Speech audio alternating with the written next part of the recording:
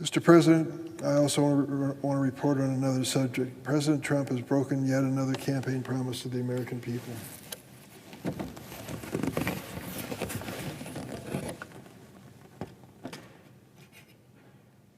This is from the New York Times.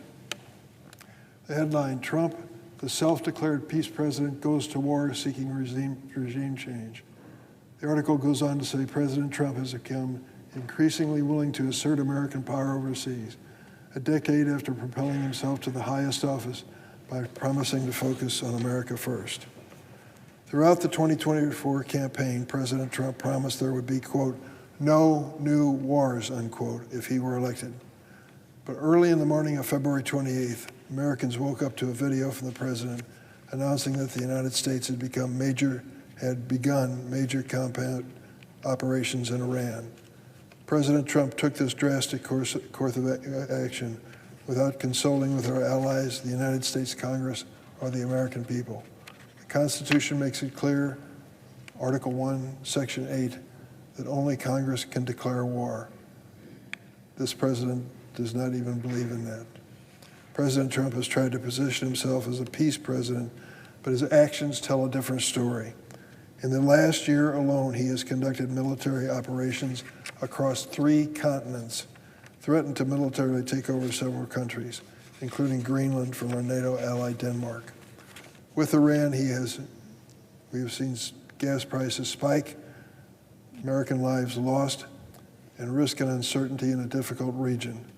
All I worried without a strategy or an end game.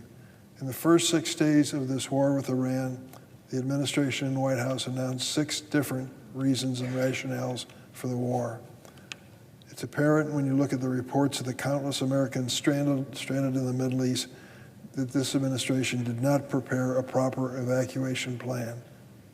It is obvious in President Trump's rhetoric as well. Just last week when he asked if he should be worried about retaliatory attacks on America, he responded, quote, I guess. This is a chilling, callous statement when faced with the prospect of American casualties.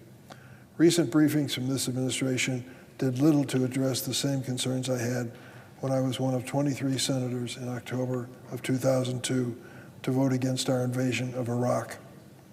When I listened to the rationale from the Trump administration for our invasion of Iran, it sounds like the echo of the argument made in Iraq. Remember when we were looking for weapons of mass destruction, which threatened our allies and even the United States? We finally invaded the country, took a quick look around and realized there were no weapons of mass destruction in Iraq. Now, when it comes to Iran, 5 or 6 different rationales have been used to explain why we invaded this country. First, they said stop them from developing nuclear weapons. We're all for that.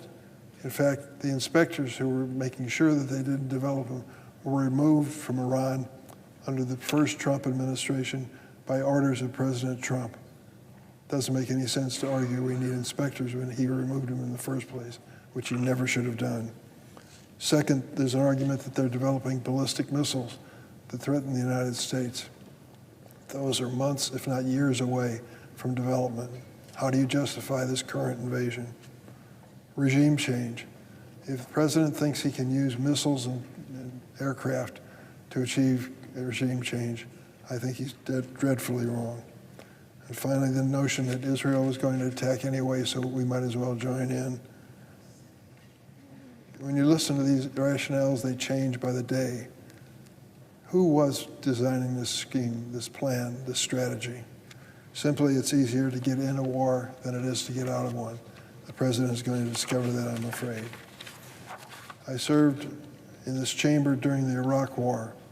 I visited the Walter Reed Hospital many times to see soldiers who had just returned from combat. In fact, my colleague, my close friend, Tammy Duckworth, the other senator from Illinois, was one of those casualties. I'll never forget the rows of beds of young men and women with terrible injuries from roadside bombs and IEDs in the Iraqi war. Many of these brave servicemen are still grappling with the wounds of war, whether from traumatic brain injuries or PTSD they sustained in combat. That is the real cost of war, a war which this administration cannot explain the rationale for.